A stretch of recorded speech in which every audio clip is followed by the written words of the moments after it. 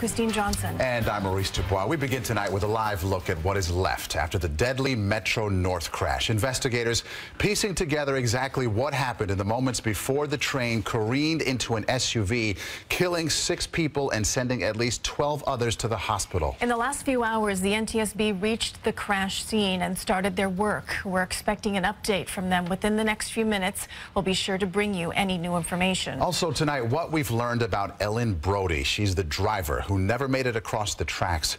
We'll also hear from a man who escaped the fiery first train car and how this will affect commuters over the next few days. We have crews covering every angle of this crash and also the fallout. Let's begin with CBS 2's Lou Young in Valhalla. Lou?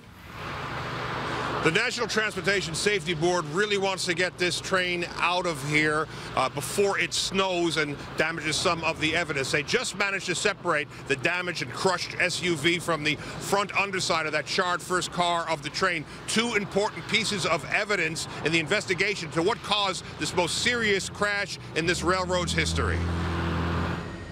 Federal investigators gathered around the burnt and crumbled Mercedes SUV as soon as they arrived. It had been stuck in traffic at the Commerce Street grade crossing here when the fast-moving train obliterated it about 6:40 Tuesday evening, killing the driver and 5 men riding the train. Chris Gross was sitting at the front of the train. I just heard a very loud bang and a lot of screaming. People were screaming, call 911, fire extinguisher, we hit something.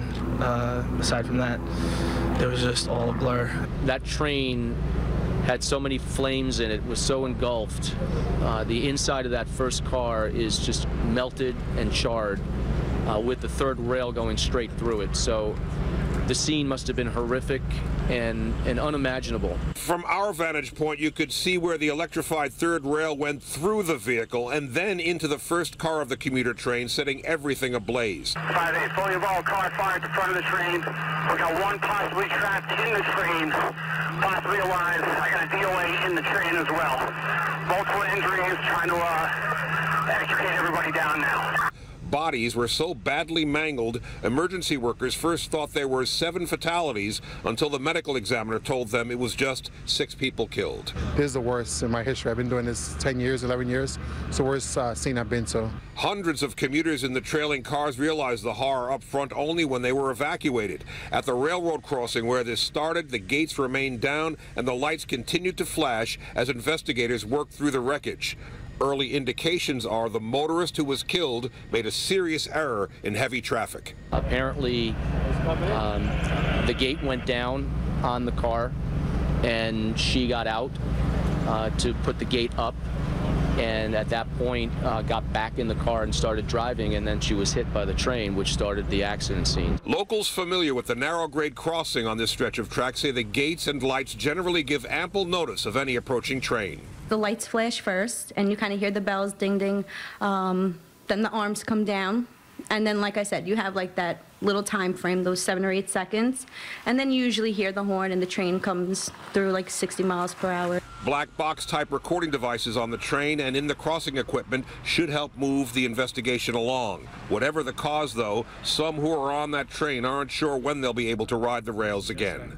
Didn't really get a lot of sleep, so I want to go home. I want to go to sleep right now. I just want to kind of try and calm down. Despite what you're looking at in this live picture from the scene here, the train never derailed. And they are trying to move it back now. It moved just a little bit a short time ago. The SUV has been separated, as we mentioned at the top. They'll take that away to take a closer look at it and move the train as well and take a look at what might have caused this disaster. We're live in Valhalla, Westchester County. Lou Young, CBS 2 News. Okay.